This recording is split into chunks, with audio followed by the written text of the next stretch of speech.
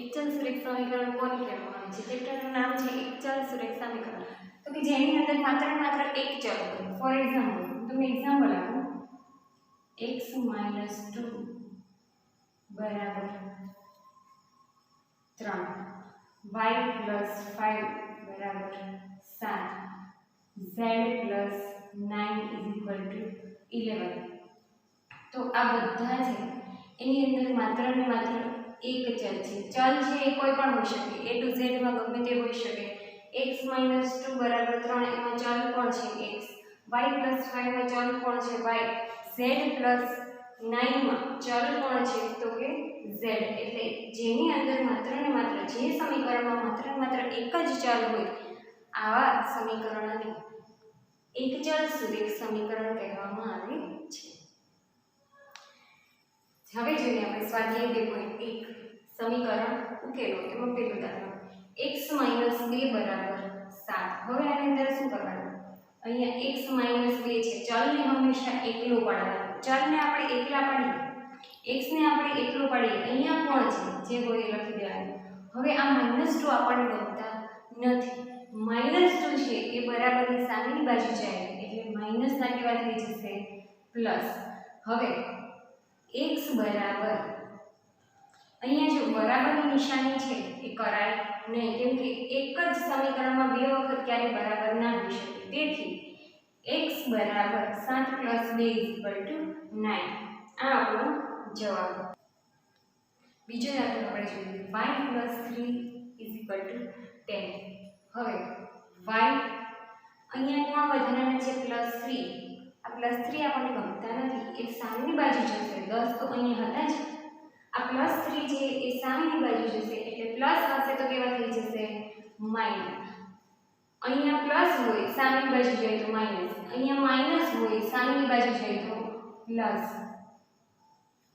ગુણાકાર હોય સામેની બાજુ જાય તો ભાગાકાર, ભાગાકાર હોય સામેની બાજુ જાય તો ગુણાકાર. અહીંયા જોઈએ y = 10 - 3 એટલે કેટલો જવાબ આવશે? 7. આ આપણો જવાબ. એના પછીનો ત્રીજો દાખલો જોઈએ 6 = z + 2. હવે ચલ છે એને આપણે એકલા કરીએ.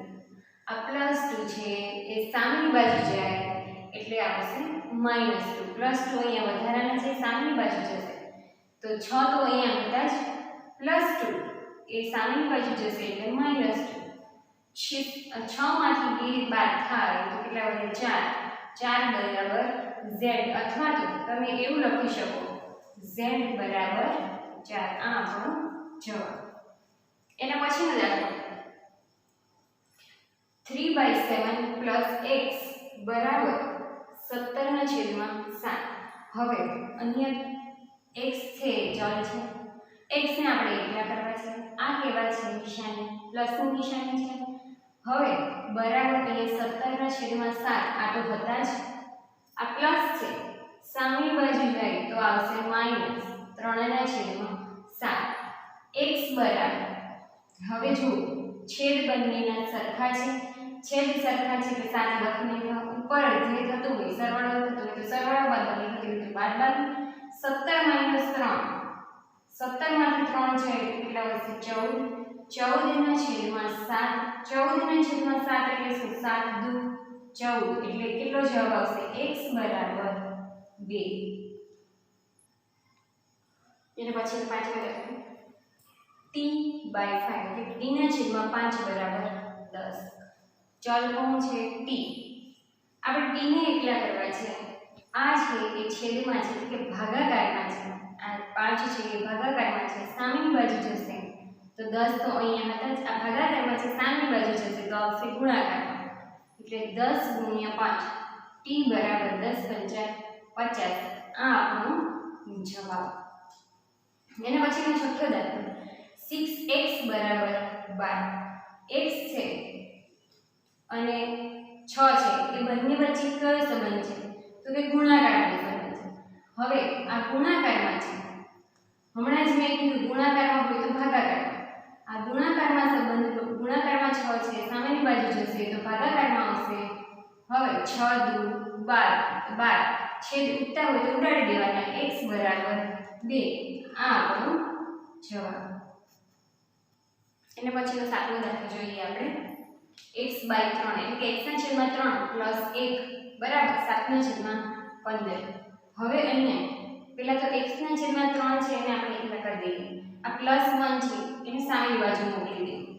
7/15 એ તો હતા એમ જ. આ પ્લસ છે સામેની બાજુ જાય તો માઈનસ. હવે x/3 બરાબર 7/15 બંને અહીંયા છેદમાં કાંઈ ન હોય એટલે કેટલા હોય 1. હવે આ બંનેનો આપણે શું કરવો છે? છેદ સરખો કરવો છે. છેદ સરખો કરવા માટે આપણે લસા લેવો પડે. લસા લઈએ આપણે કેટલો 15. તો અહીંયા 15 વડે ગુણીએ તો ઉપર પણ કેટલા વડે ગુણવા પડે? 15 વડે. 15 એકા 15. અહીંયા પણ શું આવશે 15. હવે x/3 બરાબર 7 માઈનસ છેદ સરખા છે એટલે છેદ લખી નાખીએ. 7 માઈનસ 15 આપણે એક સ્ટેપ વધારે કરીએ. x/3 બરાબર -15 માંથી +7 બાદ કરીએ. -15 માંથી 7 બાદ કરીએ એટલે વધશે જવાબ આવશે 8. પણ મોટા પદની નિશાની હશે. મોટું પદ શું છે? માઈનસ. છેદમાં કેટલા આવશે 15. હવે આ છેદમાં છે સામેની બાજુ જાય એટલે કે આ ભાગાકારમાં છે x/3 આ ભાગાકારમાં છે સામેની બાજુ જશે તો ગુણાકારમાં આવશે. -8/15 ગુણ્યા 3. તેથી x બરાબર હવે છેદ ઉડતા હોય એટલે ઉડાડી લેવાનું. -3×5 એટલે -8/5 આ આપણો જવાબ x બરાબર. એના પછી સ્વાધ્યાય 2.2 જોઈએ આપણે કે નીચેના દાખલામાં એમાં પહેલો દાખલો.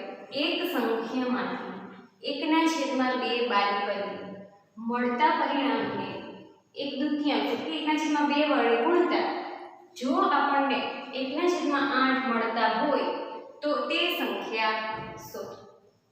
હવે આપણને કોઈ ખબર નથી કે એક સંખ્યા કઈ છે એટલે આપણે ધારી લઈએ. ધારો કે એક સંખ્યા તમે કોઈ પણ ધારી શકો. એક a to z માંથી કોઈ પણ ધારી શકો. આપણે ધારીએ x. ધારો કે એક સંખ્યા x છે એટલે કે એ સંખ્યા x. હવે એ સંખ્યામાંથી કેટલા બાદ કરવાના છે? 1/2 એટલે કે 1/2 બાદ કરવાના છે. એ સંખ્યામાંથી 1/2 બાદ કરતા એટલે એક સંખ્યા કઈ છે તો કે x. એમાંથી કેટલા બાદ કરવાના છે? 1/2 બાદ કરવાના છે. મળતા પરિણામને 1/2 વડે ગુણતા મળતું પરિણામ છે આપણને આ પરિણામ મળી ગયું છે તો આ પરિણામને આપણે કેટલા વડે ગુણવાના છે? 1/2 વડે. એટલે કે મળતા પરિણામને 1/2 વડે ગુણતા એટલે ગુણી નાખીએ આપણે મળતું પરિણામ x - 1/2 એની સાથે ગુણાકાર. આ કૌંસ છે એનો મતલબ શું છે તો કે આ ગુણાકાર સાથેનો સંબંધ દર્શાવે છે. કેટલા મળે છે? જો આપણને 1/8 મળે આ બધું છે આ પરિણામને 1/2 વડે ગુણતા આપણને જવાબ કેટલો મળશે? 1/8. આ આપણું થયું સમીકરણ. હવે આ આપણું સમીકરણ થયું. જોઈએ હવે સમીકરણ છે એને ઉકેલી લઈએ આપણે. 1/2 છે એનો પહેલા પદ સાથે ગુણાકાર થાય એટલે શું થશે? 1/2 x. આ બેને ગુણાકાર x એક લખો તો પણ ચાલે ના લખો તો પણ ચાલે. ખાલી અહીંયા x લખી દો તો પણ ચાલે. માઈનસ 1/2 નો કોની સાથે ગુણાકાર થશે? 1/2 બરાબર કેટલો જવાબ આવશે? 1/8. હવે આગળ આપણે જોઈએ કે x/2 તો એમને એમ જ -1 ગુણાકાર છે એટલે અંશ અંશનો ગુણાકાર થશે. છેદ છેદનો ગુણાકાર થશે. 1 એકા 1 અને 2 થશે 4. બરાબર કેટલો જવાબ આવશે તો કે 1/8. હવે x/2 એમના એમ જ આ આપણને ગમતા નથી. માઈનસ સામેની બાજુ જશે તો આવશે પ્લસ 1/4. હવે x/2 બરાબર છેદ સરખા કરીએ. છેદ સરખા કરવા માટે અહીંયા તો 8 છે અહીંયા 2 વડે ગુણીએ. 4 નું 8 અહીંયા ઉપર પણ 2 વડે ગુણીએ. હવે 1 પ્લસ 2 એકા 2, 4 દુ કેટલા થઈ ગયા 8.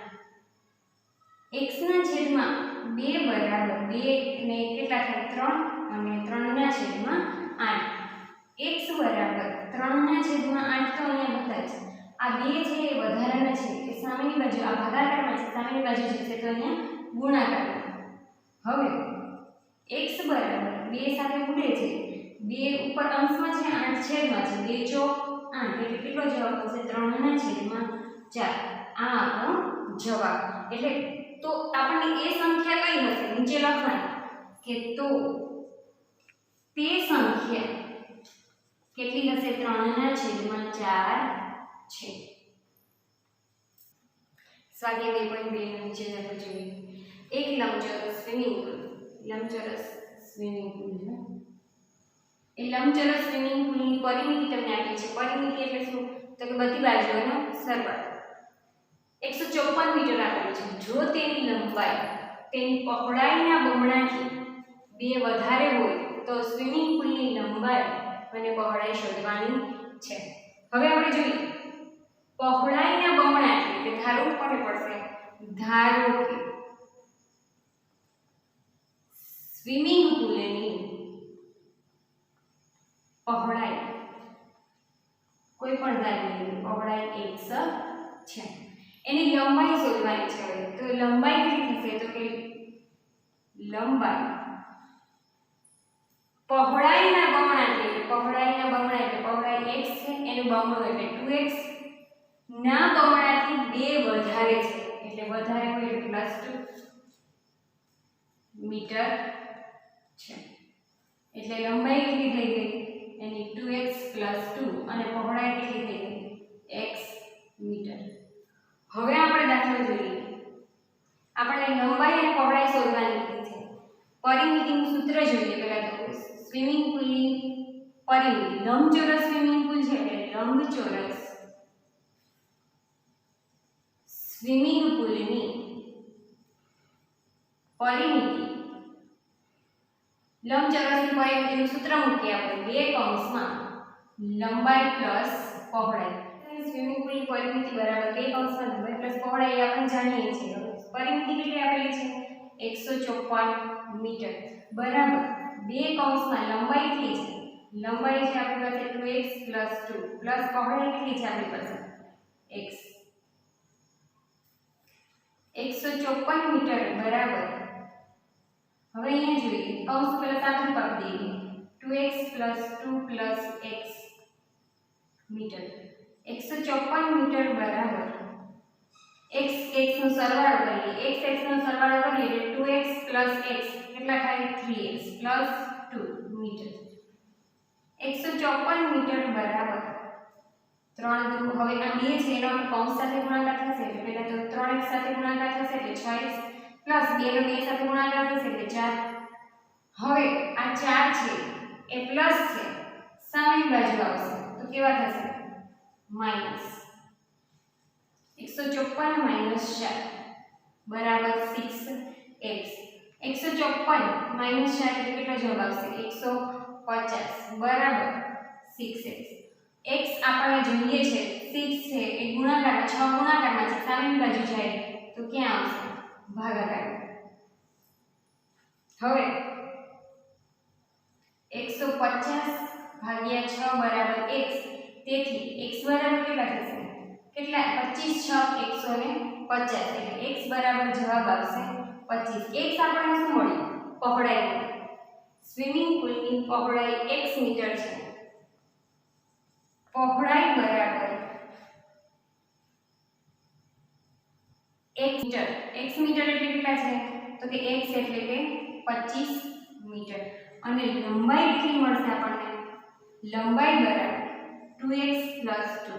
આમાં કિંમત મૂકી દેવાની. x ની કિંમત મૂકી. x ની કિંમત છે 25 + 2. 25 દુ કેટલા થાય 50. 50 + 2 એટલે કેટલા જવાબ આવે 52 મીટર. એટલે સ્વિમિંગ પુલની પહોળાઈ છે એ 25 મીટર અને લંબાઈ છે એ 52 મીટર થાય. એક સમદ્વિબાહુ છે. ત્રિકોણના પાયાનું માપ આપેલું છે. કેટલું આપેલું છે? 4/3 સેન્ટીમીટર. જો ત્રિકોણની પરિમિતિ 4.2/5 સેન્ટીમીટર હોય તો ત્રિકોણની બે સમાન બાજુઓની લંબાઈ શોધો. એક ત્રિકોણ આપેલું છે,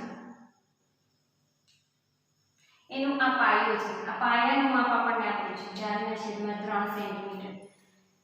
ત્રિકોણ છે એ સમદ્વિબાજુ ત્રિકોણ છે, કે બંને બાજુનું માપ કેવું હશે? સરખું. તો ધારો કે ધારી લઈએ, આપણે માપ ખબર નથી એટલે ધારો કે સમદ્વિબાજુ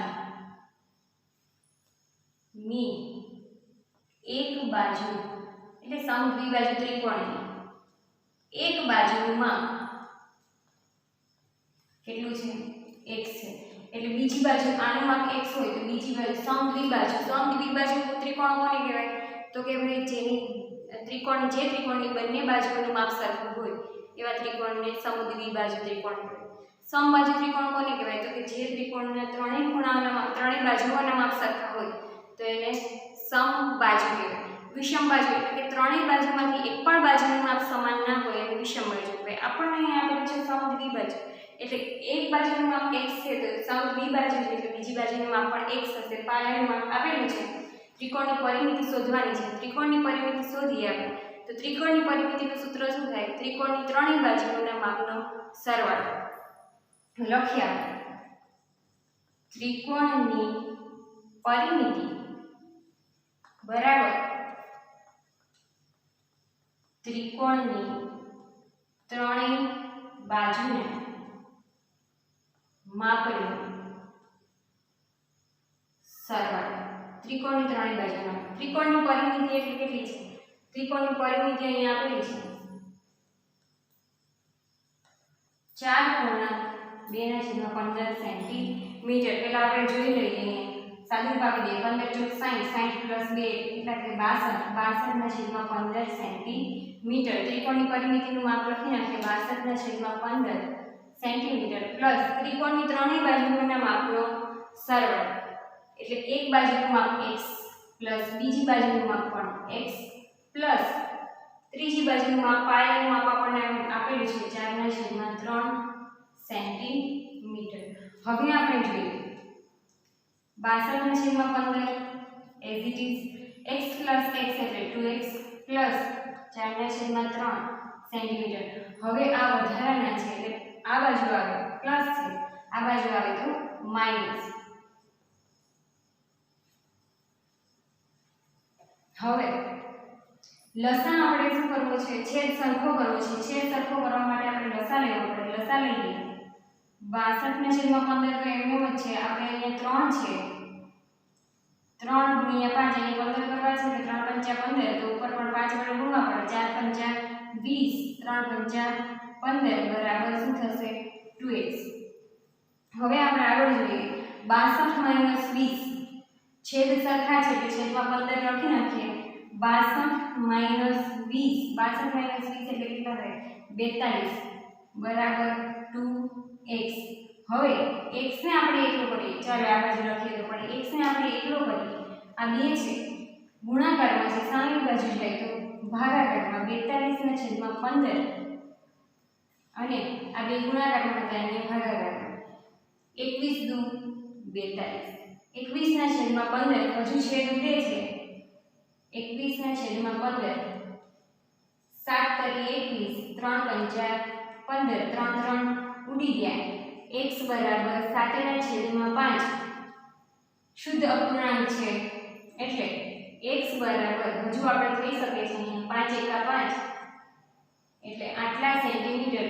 x બરાબર શું મળ્યું આપણને? તો કે x બરાબર 1.2/5 સેન્ટીમીટર. એટલે બંને બાજુનું માપ કેટલું થશે? તો કે 7/5 લખી શકો અથવા તો 1.2/5 સેન્ટીમીટર. એનો પછીનો દાખલો આપણે જોઈએ. બે સંખ્યાઓનો સરવાળો 55 છે. એક સંખ્યા બીજી સંખ્યા કરતાં 15 વધારે છે. તો ધારો કે એક સંખ્યા x છે, બીજી સંખ્યા કેટલી વધારે છે? તો કે એક સંખ્યા કરતાં બીજી સંખ્યા 15 વધારે છે. એટલે બીજી સંખ્યા x તો હતા જ, એના કરતાં કેટલી વધારે છે, વધારે હોય એટલે પ્લસ આવે, 15 વધારે છે એટલે x પ્લસ 15 છે. હવે આ બંને સંખ્યાઓ, આનું અને આનું, આ બંને સંખ્યાઓનો સરવાળો કેટલો છે, 95. એટલે લખી નાખીએ, એક સંખ્યા લખી નાખીએ, આ બીજી સંખ્યા લખી નાખીએ અને એનો સરવાળો પણ લખી નાખીએ, કેટલો છે, 95. હવે x પ્લસ x એટલે થશે 2x પ્લસ 15 બરાબર 95. તેથી 2x બરાબર 95, અહીંયા હતા જ, આ પ્લસ 15 છે એ સામેની બાજુ જાય એટલે માઈનસ 15. તેથી 2x બરાબર 95 માઈનસ 15 એટલે કેટલો જવાબ આવશે, 80. તેથી હવે અહીંયા જુઓ તો 80 છે એ એમના એમ જ, અહીંયા 2 છે એ ગુણાકારમાં છે, x સાથે આ ગુણાકારમાં છે, સામેની બાજુ જાય તો ભાગાકારમાં છે. તેથી x બરાબર કેટલા દુ 80, તો કે 40 દુ 80, x બરાબર 40. હવે આપણને x મળ્યું છે એટલે કે એક સંખ્યા મળી છે, એક સંખ્યા. આપણને તે સંખ્યા એટલે બંને સંખ્યા શોધવાની હતી, તે સંખ્યા શોધો એટલે એક સંખ્યા મળી ગઈ, આપણને કેટલી મળી ગઈ, 40 છે. હવે બીજી સંખ્યા શોધવાની કીધી હોય તો બીજી સંખ્યા પણ લખી નાખીએ આપણે, બીજી સંખ્યા x પ્લસ 15, આમાં કિંમત મૂકી દઈએ, x એટલે કેટલા છે, 40 પ્લસ 15 એટલે 40 પ્લસ 15 એટલે કેટલો જવાબ આવશે, 55. એટલે એક સંખ્યા 40 અને બીજી સંખ્યા 55. બે સંખ્યા પછી દાખલા જોઈએ, બે સંખ્યાઓનો ગુણોત્તર 5:3 અને એનો તફાવત 18 હોય તો તે સંખ્યા શોધો. ધારો કે તમને બે સંખ્યાઓ આપેલી છે, એટલે સંખ્યાઓ આપેલી છે 5 અને 3, એ ધારી લેવાની કે ધારો કે એક સંખ્યા 5x, બીજી સંખ્યા બંનેનો ગુણોત્તર એટલે 3x છે. હવે એનો તફાવત કરવાનો કીધો છે, તફાવત આવે એટલે હંમેશા શું આવશે, માઈનસ. એટલે આ 5x માઈનસ 3x, આ તફાવત કેટલો છે તો કે 18 છે. આપણે સમીકરણ મળી ગયું, સમીકરણમાંથી આપણે જે ચલ હોય એ શોધવાના છે. તો 5x માઈનસ 3x એટલે કેટલા આવશે, 2x બરાબર 18. તેથી x બરાબર, હવે આ 2 છે એ આપણને ગમતા નથી એટલે 2 વધારાના છે, ગુણાકારમાં છે, સામેની બાજુ જોઈએ તો ભાગાકારમાં.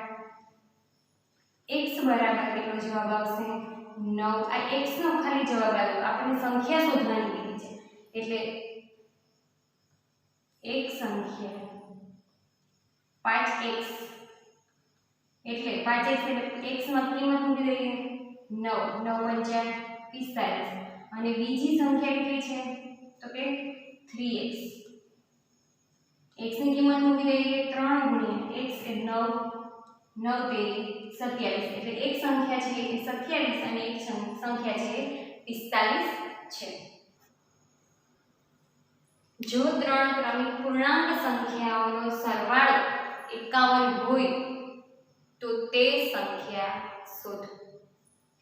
ત્રણ ક્રમિક પૂર્ણાંક સંખ્યાઓ છે એટલે લાઈનમાં હશે, ધારો કે કદાચ એ સંખ્યા 2 હશે તો એના પછીની સંખ્યા કઈ આવશે, 3, એના પછીની કઈ આવશે, 4. એટલે આવી રીતે સંખ્યાઓ આવશે કે 1, 2 હોય, 3 હોય, 4, અથવા તો 6 હોય તો એના પછી 7 અને એના પછી 8. એટલે ત્રણ લાઈનમાં આવતી સંખ્યાઓ આપણને જવાબમાં મળશે. તો ચલો હવે આપણે જોઈએ ત્રણ ક્રમિક પૂર્ણાંક. ધારો કે આપણને સંખ્યા ખબર નથી એટલે આપણે ધારી લઈએ, ધારો કે એક સંખ્યા એટલે ત્રણ ક્રમિક પૂર્ણાંક સંખ્યાઓમાંની એક સંખ્યા છે એ કઈ હશે, x છે. તો બીજી સંખ્યા કેટલી હશે, x + 1. એટલે કે x + 1 હમણાં 2 કીધું હતું તો 2 માં 1 નાખીએ એટલે 3. ત્રીજી સંખ્યા કેટલી હશે તો કે x + 2 એટલે કે 2 માં +2 ઉમેરીએ એટલે કેટલી થાય 4. એટલે લાઈનમાં આવી 2, 3, 4. આ ધારી લઈએ એક્ઝામ્પલ. એક સંખ્યા x, બીજી સંખ્યા x + 1 અને ત્રીજી સંખ્યા છે x + 2 છે.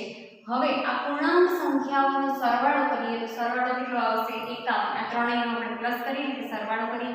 પહેલી સંખ્યા છે x પ્લસ બીજી સંખ્યા છે x + 1 પ્લસ ત્રીજી સંખ્યા છે x પ્લસ 2 અને સરવાળો કેટલો થશે 51. હવે જોઈએ x x નો સરવાળો કરવાનો x x અને x 3 વખત છે એટલે 3x 2 પ્લસ 1 એટલે કેટલા થશે 3 બરાબર 51. આપણને સમીકરણ મળી ગયું. તો હવે આપણે જોઈએ 3x ને આપણે એકલા કરીએ અહીંયા 51 તો છે જ આ પ્લસ 3 છે એ સામેની બાજુ જશે એટલે -3 થશે 3x બરાબર 51 - 3 એટલે કેટલો જવાબ આવશે 48. હવે અહીંયા જુઓ x છે આ 3 અને x બંને ગુણાકારમાં છે સામેની બાજુ જાય તો ભાગાકારમાં આવશે કેટલા તેરી 48 થશે 16 તેરી 48 એટલે x બરાબર કેટલું જવાબ આવશે 16. x બરાબર 16 એક સંખ્યા x છે એટલે કે x બરાબર એક સંખ્યા x બરાબર 16 મળી ગઈ. બીજી સંખ્યા કેટલી છે તો કે x પ્લસ 1 એટલે કે 16 પ્લસ 1 એટલે કેટલી થઈ 17. ત્રીજી સંખ્યા